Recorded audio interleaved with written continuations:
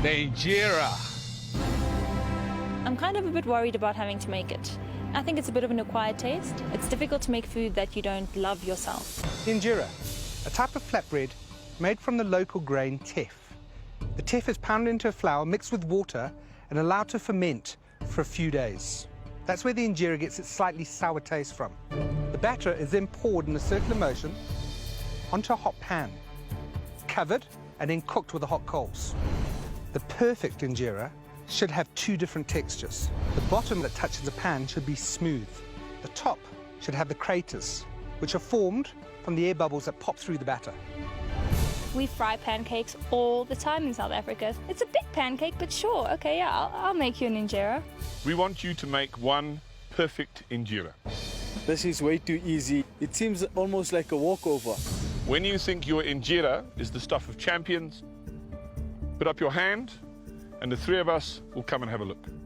If we are satisfied with the quality, the first four of you will be safe to cook another day.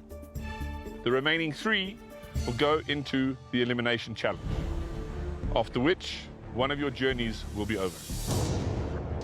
Right, off to your stations, please. The judge's brief was to make the perfect injera. Seems simple, but I know better than that. We have batter and we have a stove and a grass mat to serve our injera on. How do you get it off? It's a little more tricky than just frying up a pancake at the bazaar. You start preparing those injera on my count. In 3, 2, 1, off you go.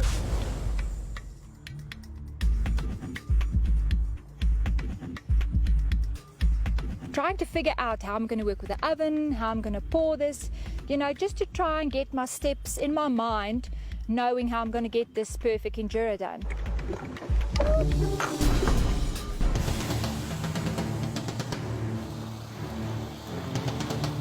I just sort of pour my injera in a sort of puddle in the middle. I don't really get the desired shape. It needs to be sort of a perfect circle to fit onto the mat. You know, it doesn't turn out so well.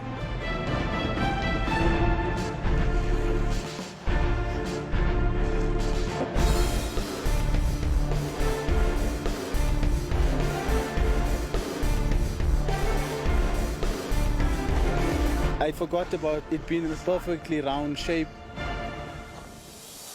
I noticed that it was getting stuck.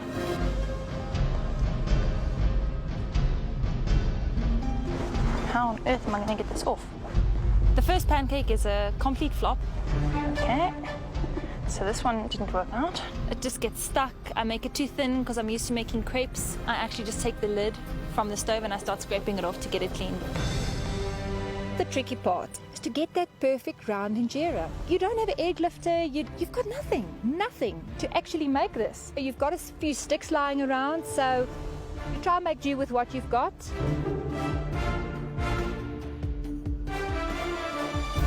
Guys, I'm starting to notice a lot of the contestants are pouring the batter on and they're not getting it even. The other thing I'm noticing is a couple of them are just pouring in the middle. They need to get it the size of the mat on their stations, otherwise they're going to have to redo it till they get it right. And the way the locals do it here, they pour the batter in a circular motion starting from the outside of the pan so that it levels out. Then you're going to get that round, perfect shape. They're using sticks to try and get it off. The locals don't use sticks. You either use your hand or you can use the grass mat that we've provided.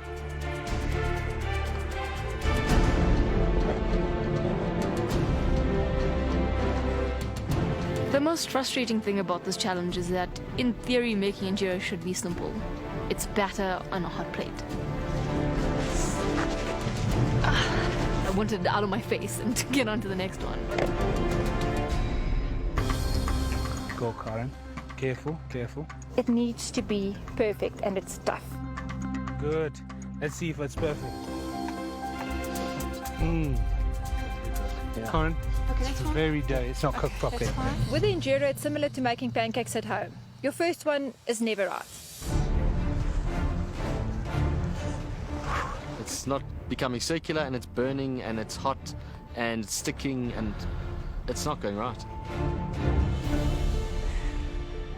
This is not as easy as it looks. It's hot. My fingers are burnt. Things are getting stuck. It's not fun. Everyone has kind of reached breaking point, I think.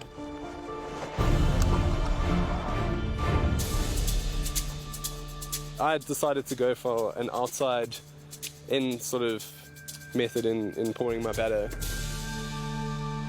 I lift up my lid, it's looking good, and then I have this ingenious idea of putting my mat underneath and basically sliding my Injera onto the mat.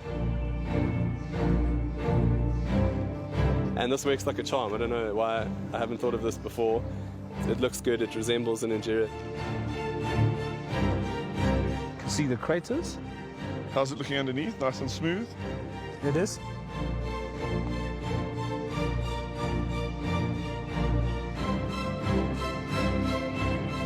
Jason, I think you got it. Safe, dude. well done. Thank you very much.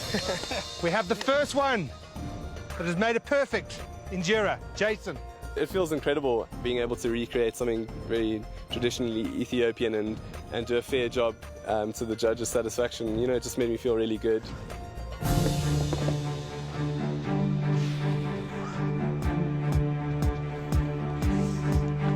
I started off with my third one and I do it in a perfect circular shape. I'm really worried now. I know that I don't have enough batter for a fourth one. My Injera starts looking more authentic and more traditional, and it's also easier to remove from the bottom, from the cooking surface. I'm just happy that I got it onto my grass mat. That's cool.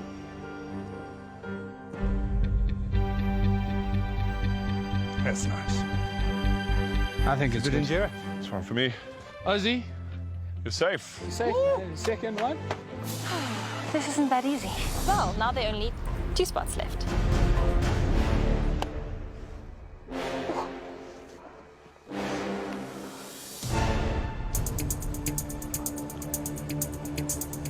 I get one off that hasn't gotten stuck, call out my name. I'm happy. Good Injera. Well done, Leandri. Thank goodness. I could just stop burning my fingers. I was just grateful. Carmony, Celine, Corin and Tyron, we are looking for one more perfect Injera. I'm very frustrated trying to get that last spot in because I'm not even getting close, just not close enough to be an Injera that would be acceptable in this challenge.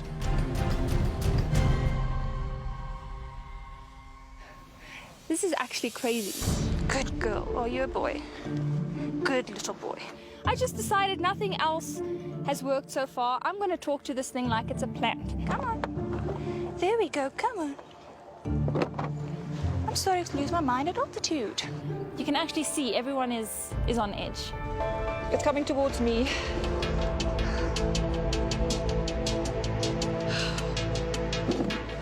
Come on. I'm getting so frustrated because it's so close. Oh, no, no, no, no, no.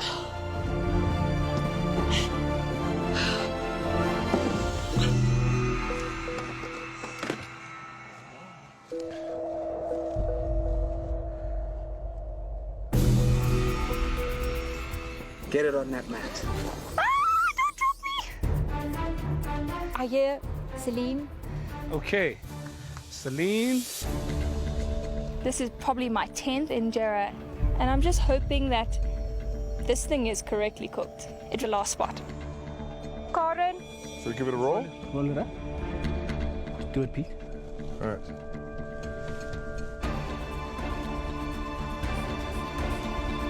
I reckon that's good enough to put in the basket.